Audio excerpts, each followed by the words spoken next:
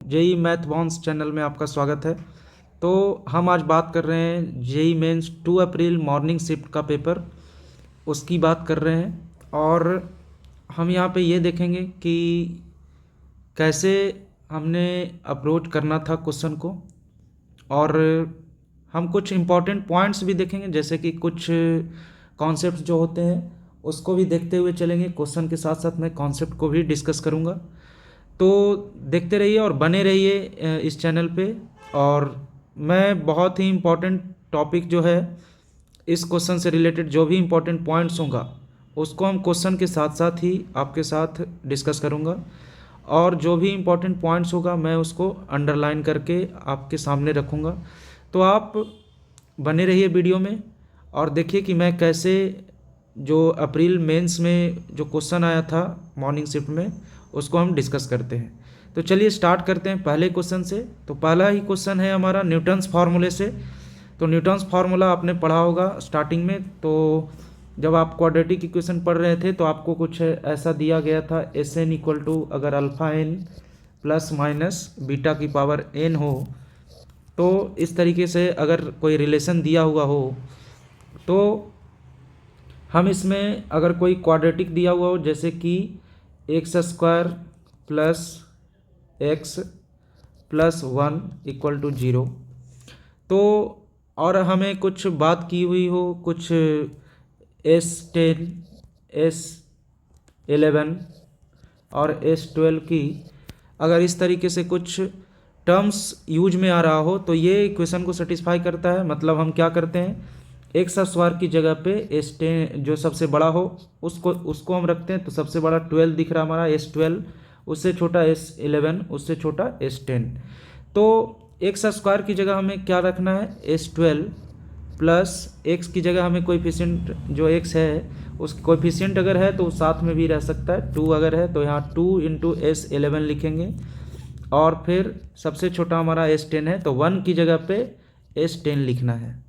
तो हम इसे S12 कर देते हैं, ये S11 और ये S10। तो रिप्लेसमेंट हमेशा ध्यान में रखना है, 1 का रिप्लेसमेंट जो सबसे छोटा होगा उसको 1 से रिप्लेस करना है। तो इस तरीके से ये रिलेशन न्यूटन्स फार्मूले के अकॉर्डिंग हमारा आता है। तो उसी से रिलेटेड क्वेश्चन है। तो यहाँ पे क्या दिया हुआ है बच्चों, यहाँ पे P10 की वैल्यू दी हुई है, और हम ये देख पा रहे हैं कि P9 की भी वैल्यू है, और P9 और P8 की वैल्यू इस तरीके से है कि इन दोनों को अगर आप ऐड करते हैं तो आपको P10 मिल जाता है। मतलब आप P10 को क्या लिख सकते हैं, P10 इक्वल टू 123 गिवन है, और ये 123 76 प्लस 47 से आ रहा था। तो थोड़ा सा ऑब्जर्वेशन भी ज़रूरी है जेई के क्वेश्चन को सोल्व करते टाइम, तो आपको ऑब्जर्वेशन भी आना चाहिए। मतलब ये किसके इक्वल है, P9 प्लस P8 के इक्वल है। और हम इसे क्या लिख सकते हैं, P10 minus P9 minus P8 equal to 0। तो जब अगर ऐसा हमारा दिया हुआ है P10 माइनस P9, तो अभी हमने देखा था न्यूटन्स फार्मूले से, ये हमारा न्यूटन्स फार्मूला है। तो न्यूटन्स फार्मूले से हमने क्या देखा था, न्यूटन्स फार्मूला हमने इसीलिए तो डिस्कस किया था यहाँ पे। तो यहाँ पे हम ये देख रहे थे कि S12 2S11 2 प्लस S10 ये किससे आया, इस क्वाड्रेटिक से आया था। तो अब हम इसके बदले इस क्वाड्रेटिक को लिखेंगे। तो यहाँ पे हमारा क्वाड्रेटिक क्या आ सकता है, यहाँ पे हम ये लिख सकते हैं वाई न्यूटन्स फार्मूला हम ये लिखेंगे कि जो हमारा P10 का कोएफिशिएंट है वो 1 है, तो हम 1 इंटू एक्स स्क्वायर लिखेंगे, सबसे बड़ा यही है हमारा। तो हमारा क्वाड्रेटिक इक्वेशन जो आएगा वो आएगा X square minus X minus 1 equal to 0। और क्वेश्चन में P1 इक्वल टू 1 भी दिया हुआ है। क्वेश्चन में हमें क्या दिया हुआ है, एज P1 इक्वल टू 1। सो हम यहाँ से क्या लिख सकते हैं, अगर आप Pn 1 पुट करते हैं तो P1 हमारा 1 है, तो अल्फ़ा प्लस बीटा कितना हो जाएगा, n की जगह 1 1 रखेंगे तो alpha plus beta equal to 1 आपको मिलने वाला है।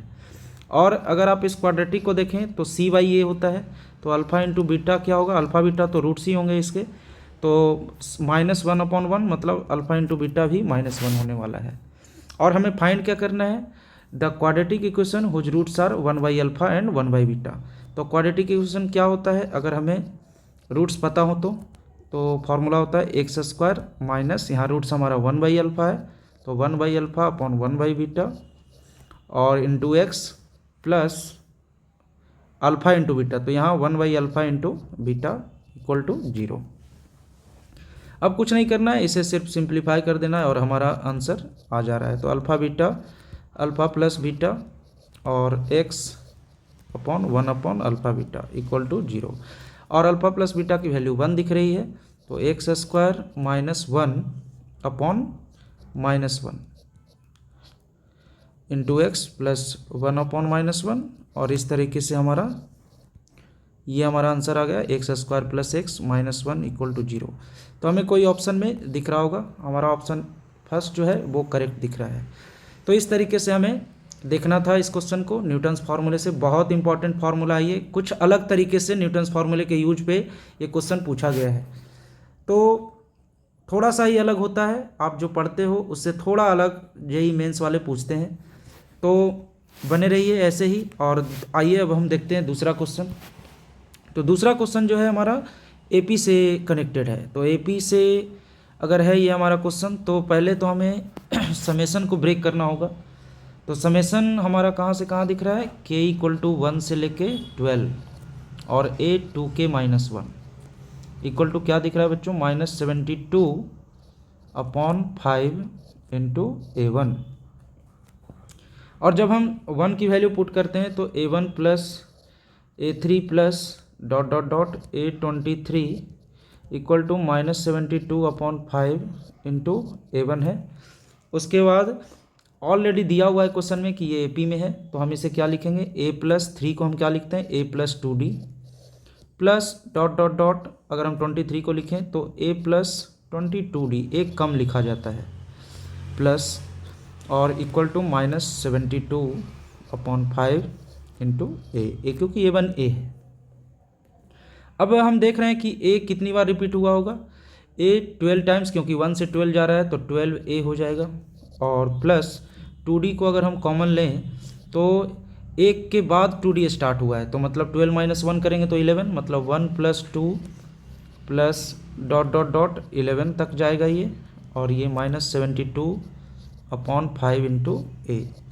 फिर हम क्या करेंगे, यहाँ पे हम चाहें तो a हमारा 2d है यहाँ पे, तो हम 12a इसे लिख लेते हैं, तो 2d into n into N plus 1 होता है, तो 11 इंटू 11 प्लस 1 मतलब 11 into 12 upon 2 equal to -72a upon 5 -12a, ये हो गया। अब फिर आगे हम इसे डिस्कस करें तो क्या करेंगे, ये 2 कैंसिल हो जाएगा और 132d मिल जाएगा हमें यहाँ पे, और यहाँ पे भी 12 5 या 60, और 60 प्लस 72 कितना होता है, 132 होता है, तो ये अपॉन 5। अब 132 से 132 हमारा क्या हो गया, कैंसिल, और d की जो वैल्यू आ गई वो -a अपॉन 5, और a अगर पता करें तो हमें क्या मिलेगा, -5d, हमें a की वैल्यू मिल गई। तो a का वैल्यू हमने पता कर लिया। अब हमें वैल्यू किसकी निकालनी है, 1 से लेके n तक की। तो इसके लिए हमें कुछ नहीं, वो 1 से n तक का फॉर्मूला, मतलब Sn का फॉर्मूला ये लिखा हुआ है, एक तरह से ये Sn होता है। तो Sn इक्वल टू क्या गिवन है बच्चों, 0 दिया हुआ है, इस समेसन का मतलब Sn ही होता है।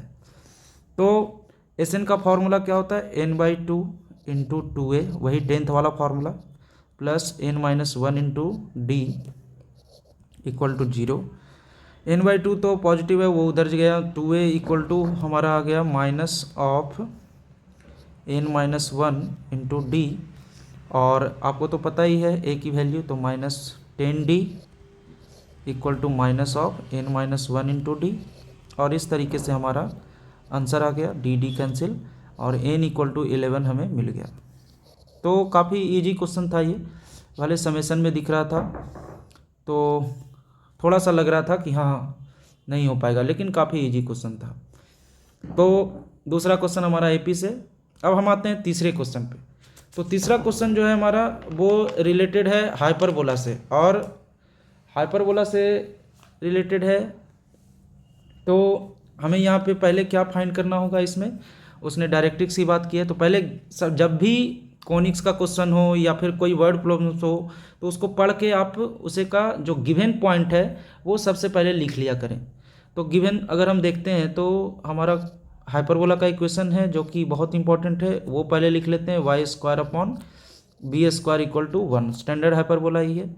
और डायरेक्ट्रिक्स की अगर हम बात करें तो ऐसे में डायरेक्ट्रिक्स का इक्वेशन जो होता है वो हमेशा क्या होता है, x equal to a upon e, और x equal to a upon e है, और ये किसके इक्वल दिख रहा है बच्चों, अंडर रूट 10/81, मतलब √10/9 के इक्वल दिख रहा है। इसे हम चाहें तो इक्वेशन फर्स्ट मान सकते हैं। और फोकस की अगर हम बात करें तो फोकस हमारा होता है इन जनरल हाइपरबोला AE, 0, ये फोकस होता है। तो अगर ये फोकस होता है तो अगर हम यहाँ पे AE की बात करें तो AE इक्वल टू कितना गिवन है बच्चों, √10 क्वेश्चन में दिया हुआ है। तो AE भी हमें मिल गया, ये हमारा इक्वेशन सेकंड। अब हम चाहें तो यहाँ पे क्या कर सकते हैं, दोनों को अगर हम चाहें तो डिवाइड कर सकते हैं, या फिर √10 की वैल्यू ऊपर रख दीजिए ना। तो AE by first and second क्या होगा, √10 की जगह मैं यहाँ पे क्या लिख सकता हूँ, AE से रिप्लेस कर सकता हूँ, तो AE अपॉन 9, ए हमारा कैंसिल, और ई स्क्वायर इक्वल टू 9, और एक्सेंट्रिसिटी जो होता है बच्चों वो हमेशा पॉजिटिव होता है, तो E इक्वल टू 3, E हमने फाइंड कर लिया। अब जब E आ गया तो हमारा दूसरा इक्वेशन क्या है, AE इक्वल टू √10, और E की वैल्यू अगर हम रखते हैं यहाँ पे तो 3A इक्वल टू, मतलब A इक्वल टू आ गया हमारा √10/3, ये हमारा A की वैल्यू आ गई, और A स्क्वायर इक्वल टू हमें क्या दिखने वाला है, 10/9। तो इस तरीके से हमने ये फाइंड कर लिया। अब हमें क्या चाहिए, हमें बी स्क्वायर चाहिए, क्योंकि हमें ओवरऑल क्या निकालना है, लेंथ ऑफ लेटस रेक्टम। तो लेटस रेक्टम का फॉर्मूला 2b स्क्वायर अपॉन ए होता है, उसमें बी स्क्वायर की जरूरत पड़ेगी। तो बी स्क्वायर के लिए हम एक्सेंट्रिसिटी का फॉर्मूला लिखेंगे। एक्सेंट्रिसिटी का फॉर्मूला क्या होता है हाइपरबोला में, 1 + बी स्क्वायर अपॉन ए स्क्वायर। एलिप्स में 1 माइनस हो जाता है, तो इतना ही डिफरेंस होता है। उसके बाद ई की जगह हम क्या लिखेंगे, हमारा ई स्क्वायर 9 हो जाएगा, 1 + बी स्क्वायर, ए स्क्वायर अगर हम लिखते हैं तो 9 ऊपर चला जाएगा और 10 नीचे आ जाएगा हमारा। और यहाँ से हम बी स्क्वायर की वैल्यू अगर हम बात करते हैं तो ये कितना होगा, 9 - 1 8, 10 8 जा 80, और 80/9 हमें बी स्क्वायर की वैल्यू मिल जाएगी। अब जब बी स्क्वायर आ गया हमारा तो हम लेंथ ऑफ लेटस रेक्टम की बात करते हैं एल की, तो ये हमारा क्या होता है बच्चों, 2b स्क्वायर अपॉन ए होता है, और 2b स्क्वायर अपॉन ए होता है तो 2 × 80/9, ये बी स्क्वायर हो गया, और ए की वैल्यू हमारा √10/3। तो अगर हम इसको अच्छे से सिंप्लीफाई करें तो ये क्या दिखने वाला है, 160/√10/3 × 9, और 3 3 जा 9, और एल की वैल्यू जो हमें दिखेगी 160/3√10 दिखने वाली है। अब हमें फाइंड क्या करना है बच्चों, 9 × E + L स्क्वायर। तो 9 × E + L स्क्वायर की वैल्यू जो होगी, E + L स्क्वायर, उसकी वैल्यू हो जाएगी 9 × E की वैल्यू हमें कितनी दिख रही है, 3, + L स्क्वायर की वैल्यू अगर हम बात करें तो ये हमें दिख रहा है 16 का स्क्वायर कितना होता है, 256, और उस पर 2 0, तो 256 पे 2 0, और नीचे कितना हो जाएगा, 3 3 जा 9, 10 जा 90, और अगर हम 9 को अंदर मल्टीप्लाई करें तो 27, 1 0 से 1 0 कैंसिल, 9 9 कैंसिल, +2560, और अगर हम इसको ऐड करते हैं तो हमें आंसर क्या मिलता है, 2587। तो ये हमें वैल्यू मिलती है। तो हमारा आंसर क्या आ रहा है, 2587, ऑप्शन 4 इज करेक्ट। तो कोनिक्स का क्वेश्चन था हाइपरबोला से रिलेटेड, तो कुछ फॉर्मूले जो हम जनरली याद रखते हैं उसका ही यूज़ था यहाँ पे, तो उतना टफ भी ये क्वेश्चन नहीं था, डुएबल था, आप कर सकते थे इस क्वेश्चन को। अब हम आते हैं, ट्वाइस डिफरेंशिएबल फंक्शन दिया हुआ है, ये कैलकुलस का क्वेश्चन है, तो हमें f'(π/3) की वैल्यू फाइंड करनी है। तो पहले हम गिवन लिख लेंगे। तो गिवन क्या है बच्चों, यहाँ पे f' इक्वल टू f(x), तो f' इक्वल टू f(x) दिया हुआ है। तो हम यहाँ पे let F of X equal to Y assume करेंगे। ये हमारा let F of X equal to Y, और अगर हम इसे डिफ्रेंशिएट करते हैं तो एफ डैश एक्स हमारा कितना आता है बच्चों, वो आता है D Y by D X. ये हमें पता है F dash X equal to D Y by D X. लेकिन क्वेश्चन में क्या दिया हुआ है, F dash X equal to F of X. तो जहाँ पे एफ डैश एक्स आया है वहाँ पे मैं एफ ऑफ एक्स लिख सकता हूँ, तो लिख दिया एफ डैश एक्स की जगह एफ ऑफ एक्स और D Y upon D X. अब हम चाहें तो किसी तरह हमें क्या फाइंड, किस में रिलेशन लाना है, एफ ऑफ जीरो में।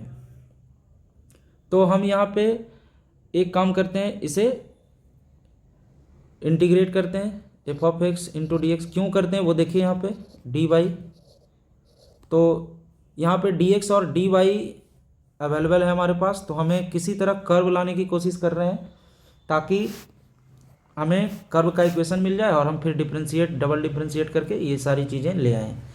तो अगर हमें कर्व की इक्वेशन चाहिए तो हमें इंटीग्रेट करना होगा, और हम इसे क्या लिखेंगे, F of x into D x. और एफ ऑफ एक्स को अगर हम लिखते हैं तो वाई भी लिख सकते हैं, तो इसको वाई के साइड ही कर देते हैं ताकि हमारा इंटीग्रेशन और ईजी हो जाए। तो d Y upon y integrate करेंगे तो ये हमारा आ जाएगा एक्स इक्वल टू या l n y equal to x plus सी।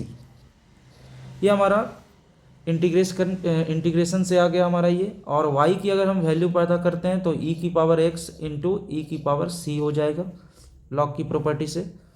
और यहाँ पे e की पावर c कांस्टेंट दिख रहा है तो मैं उसको k भी मान सकता हूँ, तो k इंटू ई की पावर x, ये हमें मिल गया कर्व का इक्वेशन।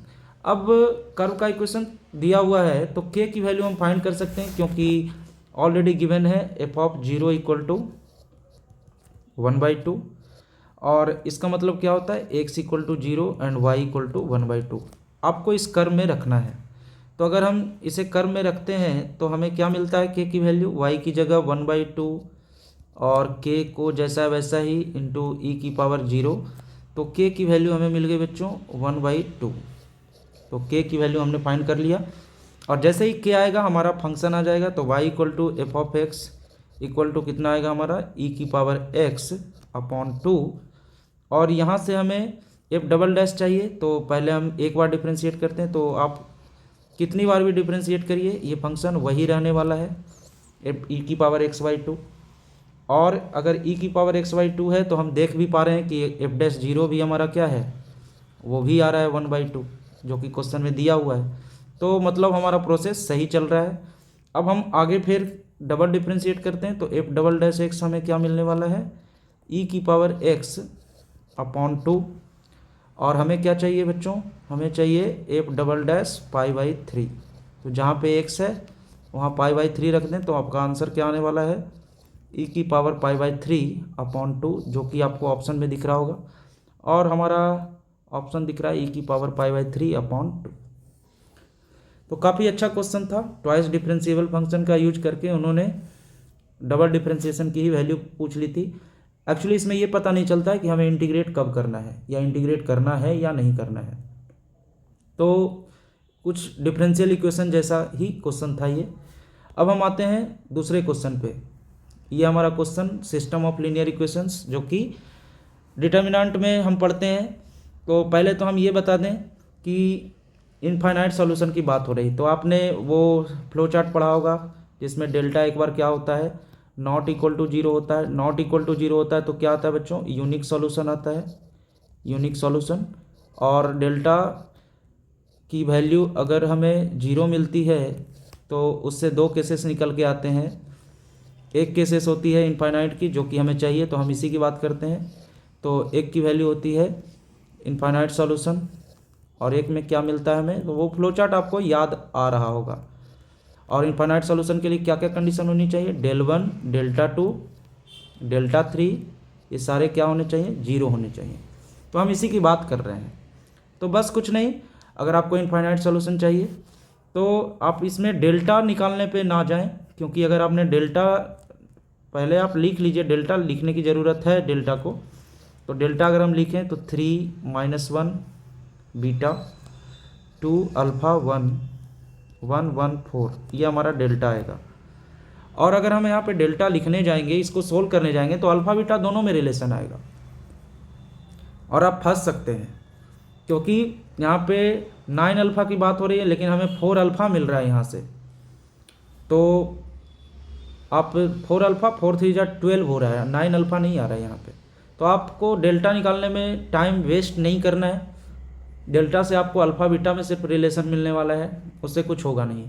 तो आप सिंपली क्या करें, डेल 1 और डेल्टा 2 और डेल्टा 3 इन सब पे सीधे चले जाएं। तो डेल वन अगर करते हैं तो उसमें भी अल्फ़ा बीटा मिलने वाला है, तो वो भी आप फाइंड करने से बचें उस समय। तो आपको सिर्फ क्या फाइंड करना है, डेल्टा 2, ताकि आपका टाइम बचे। और यहाँ पे डेल्टा 2 अगर हम फाइंड करते हैं तो इधर कोएफिशिएंट क्या दिख रहा है, 3, ये कांस्टेंट जो है 3 -3 और 4 है। तो डेल्टा 2 में क्या होगा, 3 2 1 तो वही रहेगा। सिर्फ कॉलम 2 को हम किससे रिप्लेस कर देंगे, 3 -3 और 4 बीटा 1 4 इक्वल टू 0। आप इसको फर्दर सिंप्लीफाई करेंगे तो आपको क्या मिलेगा, 3 इंटू -12 -4 -3 इंटू 8 -1 और प्लस बीटा इंटू, इस तरह से ओपन करते हैं हम डिटर्मिनेंट को, इक्वल टू 0।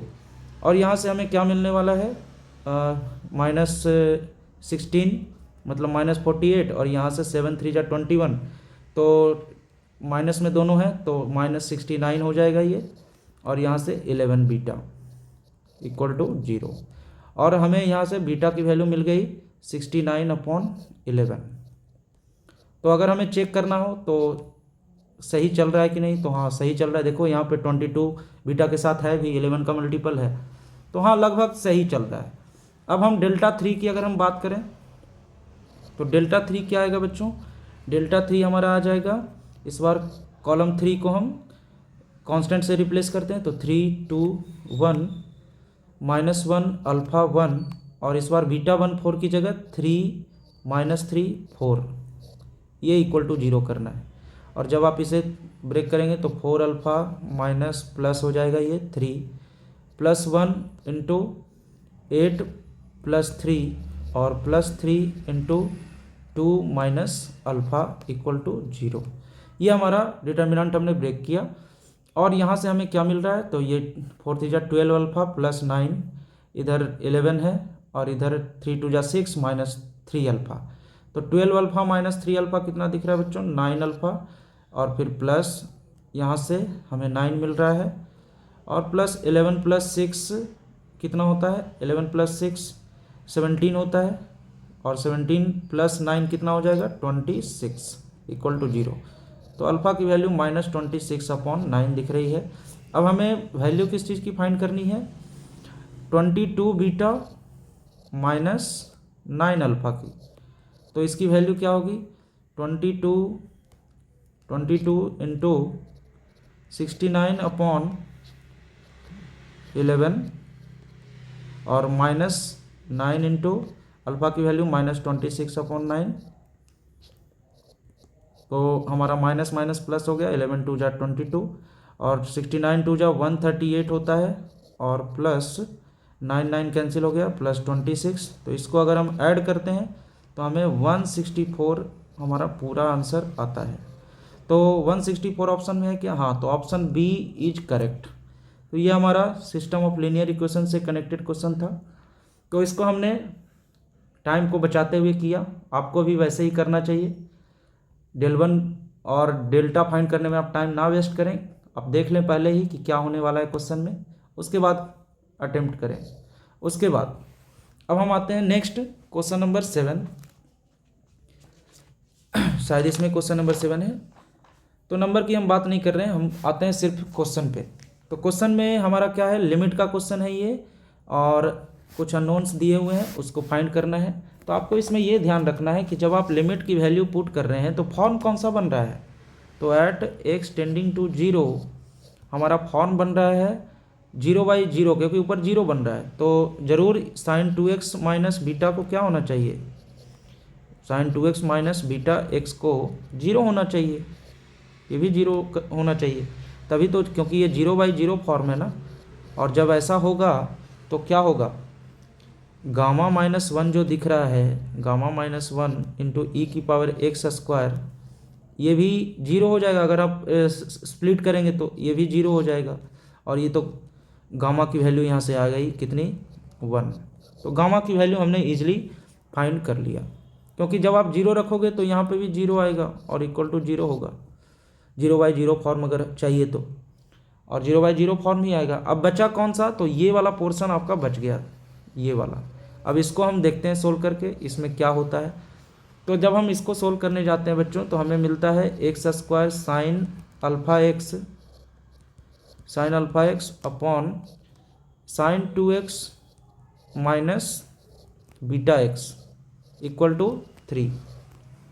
अगर हम इसकी बात करते हैं तो कुछ बच्चे यहाँ पे डिफ्रेंशिएशन में फंस जाते हैं, वो सोचते हैं कि मैं एल हॉस्पिटल लगा के कर लूँगा जल्दी से जल्दी, लेकिन आप एल हॉस्पिटल लगाओगे, एक बार लगाओगे, दोबारा लगाओगे, इतना बड़ा क्वेश्चन हो जाएगा कि आप खुद छोड़ के हट जाओगे।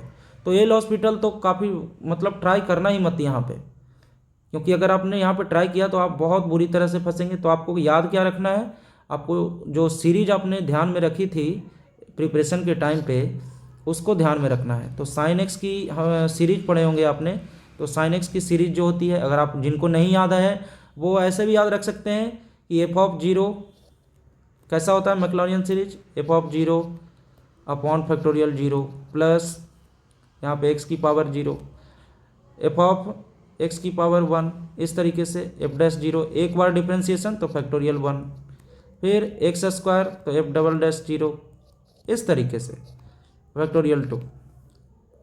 तो आप ऐसे भी याद रख सकते हैं, लेकिन जनरली सीरीज ही बच्चे याद रखते हैं। तो साइन एक्स की सीरीज क्या होती है, साइन एक्स की सीरीज जो होती है वो होती है x minus x³ upon factorial 3। क्यों होती है ऐसा, क्योंकि जब आप 0 रखते हो तो साइन 0 0 ही मिलेगा, पूरा 0 हो जाएगा, तो 0 वाला तो आएगा नहीं।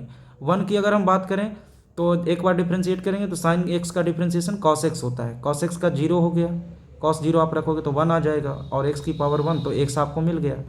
फिर अब फिर से डिफ्रेंशिएट करोगे तो साइन मिलेगा और स्क्वायर वाला टर्म आएगा नहीं, साइन 0 0 हो जाएगा। फिर से डिफ्रेंशिएट करेंगे तो कॉस मिलेगा, लेकिन इस बार माइनस में आ जाएगा वो, तो तीसरी बार कर रहे हैं तो माइनस x³ आ रहा है ना। तो वैसे ही फोर्थ टर्म भी नहीं मिलेगा और 5 टर्म हमें मिल जाएगा, x5 अपॉन फैक्टोरियल 5। तो हम यही सीरीज याद रखते हैं, इससे सारी सीरीज आ सकती है, जो याद नहीं है वो भी आ सकती है, ठीक है। तो साइन एक्स की सीरीज 5 तक यूज हो सकता है अगर चाहें तो, ऐसे 5 की ज़रूरत पड़ेगी या नहीं भी पड़ेगी तो पहले हाँ, लेकिन पढ़ सकती है, क्योंकि x² कॉमन लेना है हमें, और नीचे जो भी है तो 5 तक हमने लिख लिया है, देखते हैं कितना यूज में आता है। तो जब मैं यहाँ पे ये सीरीज यहाँ पे लगाता हूँ तो हमें क्या मिलता है बच्चों, x² कॉमन लिया तो साइन अल्फ़ा एक्स को अगर हम लिखें तो अल्फ़ा एक्स हमें मिल जाएगा minus alpha x³ upon factorial 3 plus alpha x5 upon factorial 5, ये हमारा ब्रैकेट है फैक्टोरियल 5, और डॉट डॉट डॉट ऐसे ही चलता चला जाएगा। अब इक्वल टू 3 है, मैं इसको यहाँ लिख दे रहा हूँ 3, और नीचे क्या है साइन 2x, तो इसको भी लिख लेते हैं 2x minus 2x³ upon factorial 3 plus 2x की पावर 5 अपॉन फैक्टोरियल 5। थोड़ा सा लेंदी हो जाता है ये सीरीज के कारण, लेकिन क्या करें, जेई मेन का पेपर है, आपको अच्छे से थोड़ा सा टाइम बचाते हुए जितना हो सके आप करें। तो मैं इसको इरेज कर देता हूँ, सीरीज का काम हो चुका है। आप सीरीज को ध्यान में रख लीजिएगा, कैसे याद रखना है वो भी हमने बता दिया है।